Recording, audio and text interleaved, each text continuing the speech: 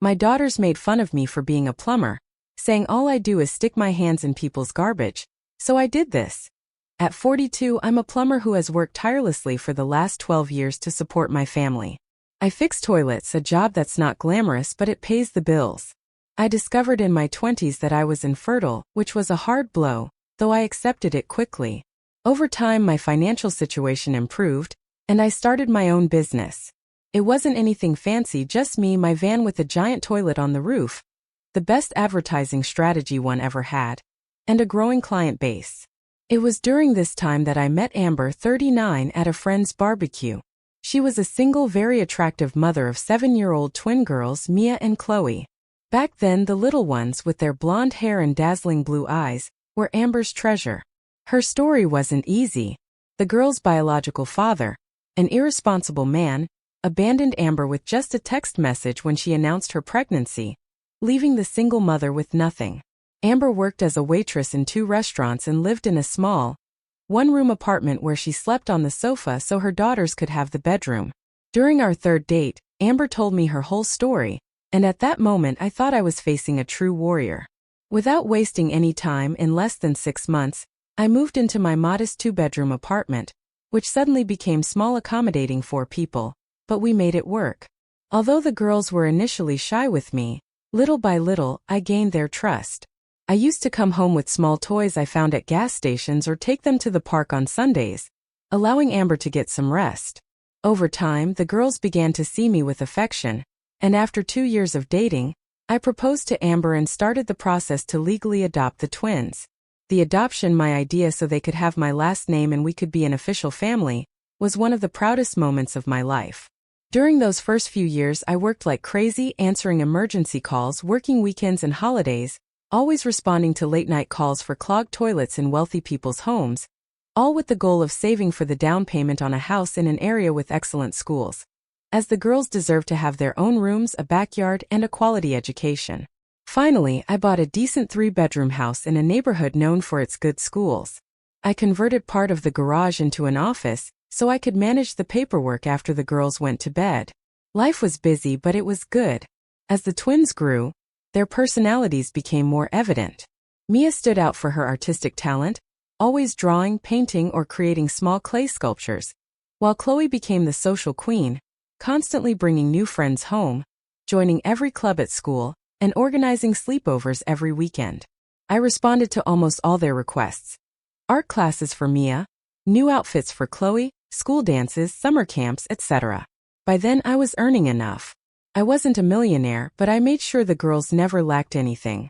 I even opened college funds for them, setting aside a considerable sum monthly.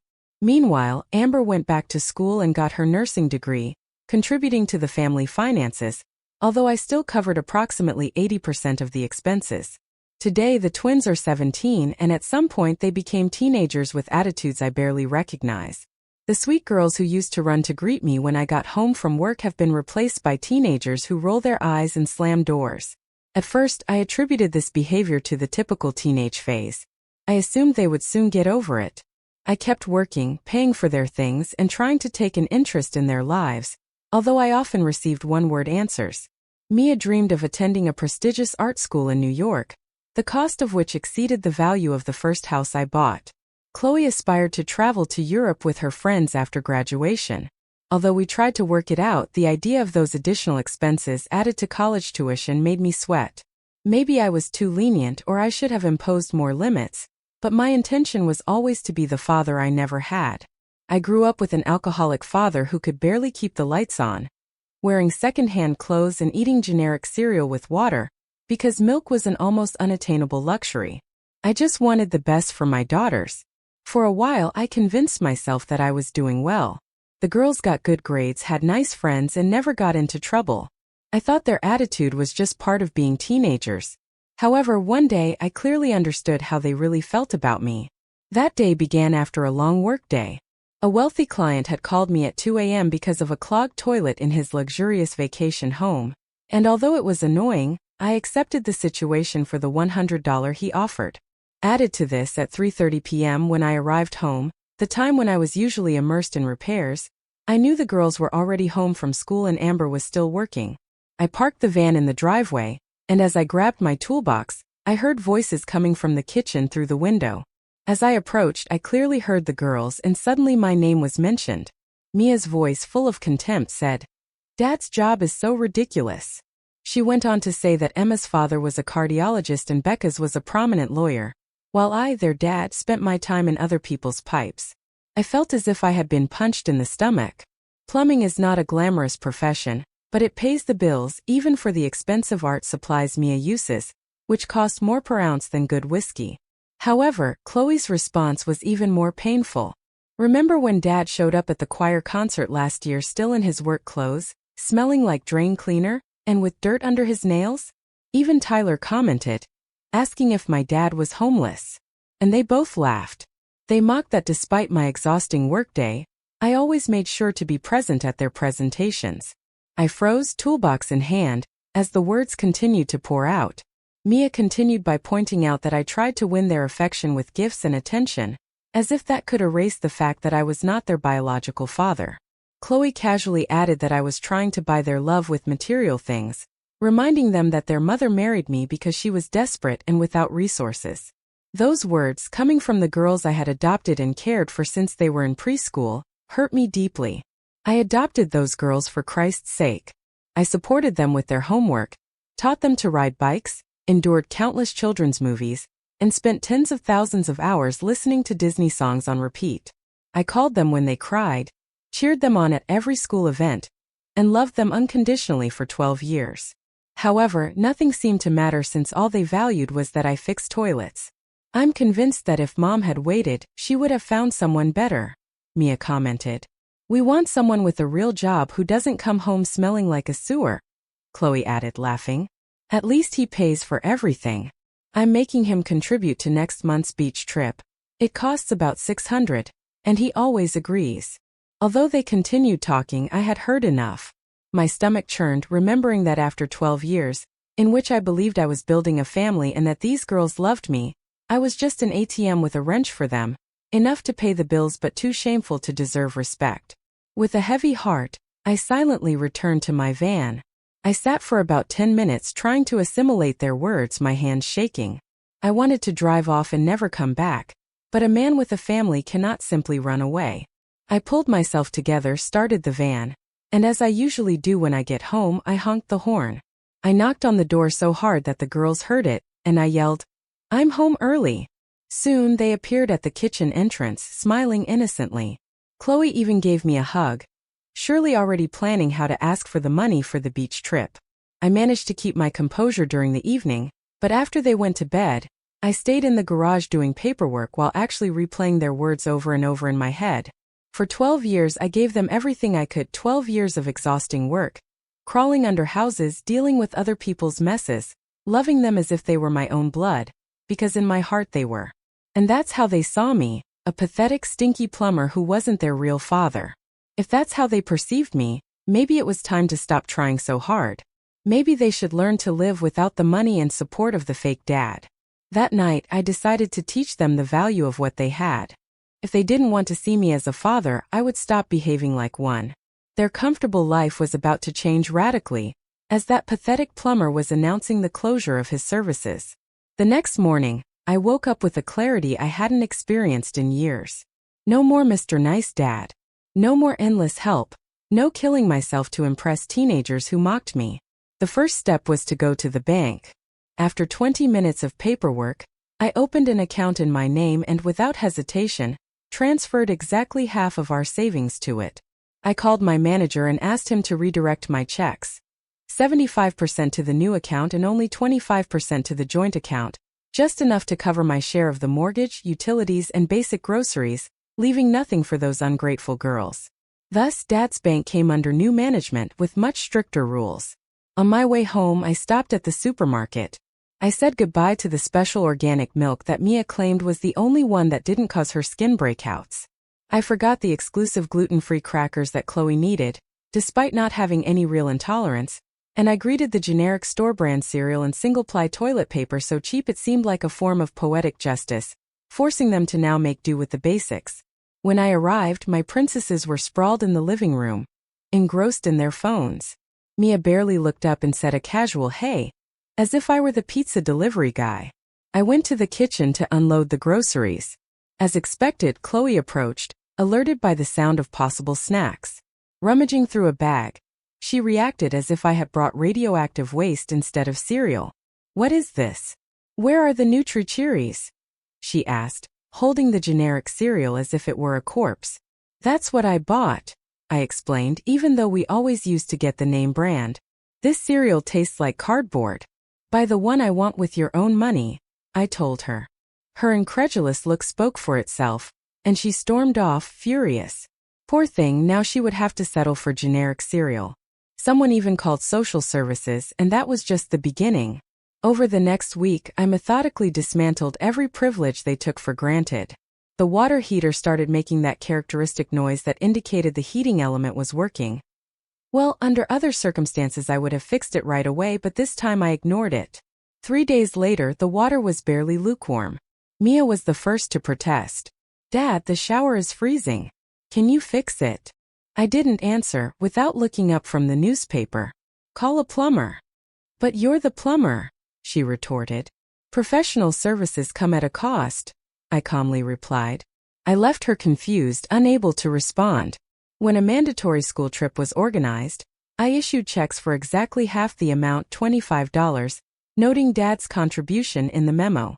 The girls looked at those checks as if I had handed them used tissues. When the TV remote stopped working, I simply considered it someone else's problem. The Wi-Fi was running slow, which was a tragedy for Mia's art supplies, while Chloe's makeup was gradually running out. With each minor inconvenience, the girls' attitude towards me became more hostile. To understand the magnitude of the change, imagine breakfast in those days. Me sitting at the head of the table, hidden behind the newspaper, drinking coffee, representing the old school, while the girls sat at the opposite end, glaring at me with toast that looked like cardboard soaked in melancholy. Amber was trying to figure out what the hell was going on, and my youngest daughter even exclaimed aloud, without looking up from the financial section, that the cereal tasted like what the box said. In the spirit of storytelling, I suggested that the Kroger 2 miles away was looking for cashiers at $2 an hour, and that with just 4 hours of work, she could raise enough money to buy name brand cereal. She shot me a sideways glance and called me an idiot. I simply shrugged and commented, "It must be something that runs in the family." Amber nearly choked on her coffee while Chloe, having missed the beach trip, unleashed what I can only describe as a teenage apocalypse. She spent the entire weekend perfecting her martyr routine, making sure everyone within a 5-mile radius knew she was on the verge of collapse, wailing, slamming doors, and proclaiming that this was the worst thing that had ever happened to anyone. During dinner, when she declared that all her friends now saw her as a complete loser, I couldn't help but offer a perspective.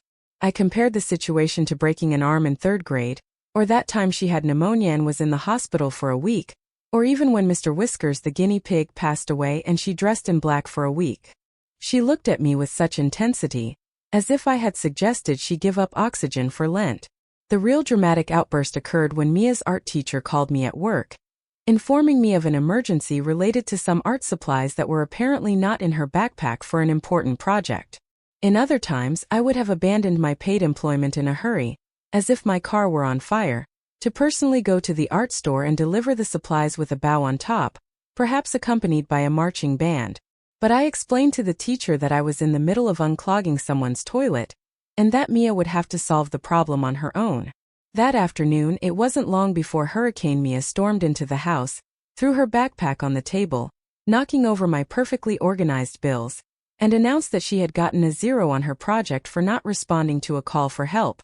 "How unfortunate," I said as I picked up the bills. "Unfortunate, and that's all you have to say?" Mrs. Patel scolded me. "Why didn't you bring what I needed?" I put down my pen and asked her, "Why didn't you make sure you had what you needed before the deadline? Why does your poor planning become my emergency?" She stared at me and then retreated to her room, muttering something under her breath. It wasn't about hurting her. It was about teaching her that in the real world, no one cares about excuses. That night, Amber confronted me in our room, demanding to know what strange demon had possessed her husband. "What's wrong with you? The girls are devastated, the house is falling apart, and you're acting like nothing matters." I decided to be honest and told her everything. Every comment I had heard that day about my job, how embarrassing I was, how I smelled like a workday, how I wasn't their real father, and how I tried to buy their love with every little detail. Amber's expression changed. She looked furious and ashamed. They said that? And they laughed about it. Yes, I replied. After a long silence, she finally admitted. They need to apologize. I laughed and replied that an apology wasn't enough, that they needed to learn to respect the person who had worked hard day after day to provide them with a comfortable life. By the third week, the atmosphere at home had gone from tense to completely hostile. The girls barely spoke to me. Amber was in an impossible position, trying to mediate without taking sides, and I stood firm, not giving in despite the almost nuclear level of anguish in the home. The situation reached its climax when the deadline for Mia's art school application approached. This institution had been her dream forever, and I had saved for years to make that opportunity possible for her. Despite the fact that the best art schools cost approximately $70,000 a year, which is basically the price of a luxury car for 4 consecutive years, I was willing to work myself to the bone so she could fulfill her dream. One afternoon, while cleaning my work boots, Mia approached timidly, as if calculating the best time to broach the subject. After a few moments of awkward silence, she finally said, "Dad, can we talk?" "Just tell me," I replied without taking my eyes off my boots. "Art school applications are due next week, and I need to pay the application fees." I kept working while she continued. "For RISD it's $250, for Pratt $175, and for SVA $100. I looked up and nodded. "Correct. The total is $475.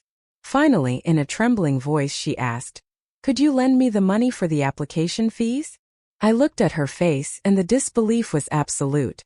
"What do you mean, lend?" she asked. "No," I replied. "I will not give you $283.47 for 2 weeks of effort." "Is that how you started as a plumber?" she asked incredulously. I told her that in my early days I earned barely $25 an hour, working 60 hours a week, and even then I barely made enough to pay the rent. Perhaps for the first time, Mia saw me not just as her father, but as someone who had also struggled, sacrificed, and worked hard to get where I am. The following week, Mia handed me $250 to pay her application fee for one application. She had decided to apply to only one top-tier university instead of 3, and she had earned that money herself. "I want to pay for the rest of my applications next year. If I don't get in now, I'll save up and try again," she stated with determination. I nodded, acknowledging that it was a solid plan. Chloe's evolution was slower, but no less significant. After a month at McDonald's, she came home one day announcing, "I'm going to apply to be a hostess. The tips are better, and I'm not going to smell like French fries all the time." And so she did. She got the hostess job, quit McDonald's, and adapted better to this new role, naturally taking advantage of her social skills. Besides, the money was better, which allowed her to start saving to buy a car, open her own bank account, and set aside a portion of each paycheck. Over time, both began to contribute to household expenses, not because I demanded it, but their overall financial contributions added up to about $200 a month each, an amount that I secretly deposited into their college funds. They didn't need to know that detail yet. The lesson was in the act of giving, not in the final destination of the money. More importantly, they began to appreciate what they had. They stopped complaining, chose to buy name brands only when they really wanted something, and stopped feeling that store brands were inferior. Another surprising change was in their treatment of me. The eye-rolling and door-slamming dissipated. They began to take an interest in my day, and listen attentively to my answers. Mia even asked to accompany me to work one Saturday to see firsthand what I did every day.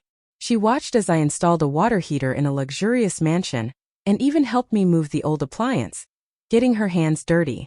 The real test came last week when Chloe's phone broke. The screen shattered after a fall, and despite her efforts, it wouldn't turn back on. The old Chloe would have demanded a new device, the latest iPhone, without hesitation.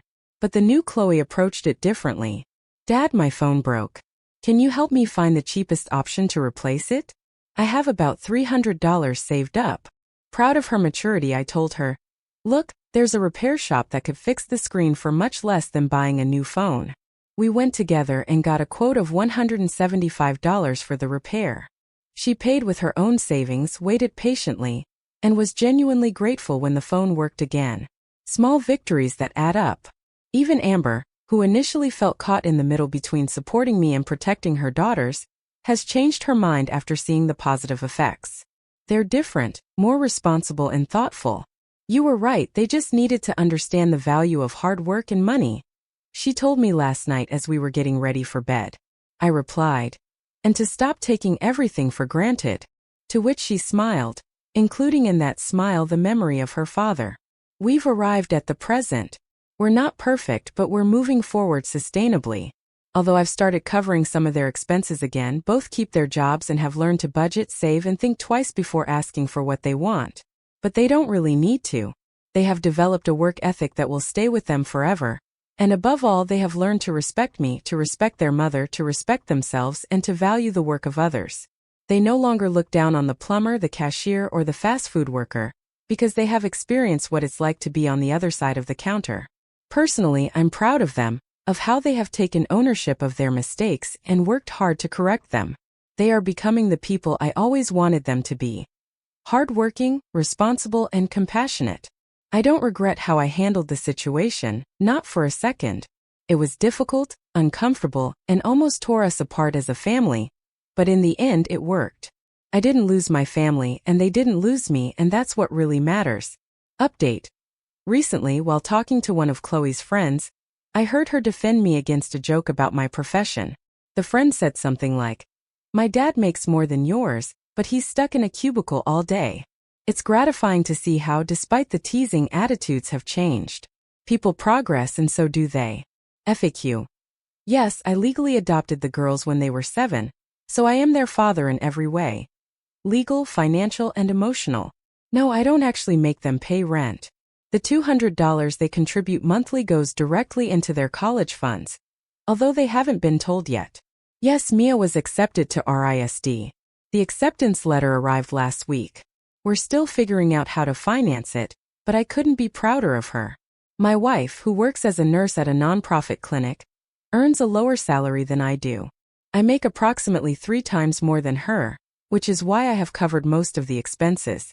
My plumbing business is doing very well. I currently have 5 employees, and we specialize in high-end bathroom renovations. I no longer limit myself to conventional plumbing jobs.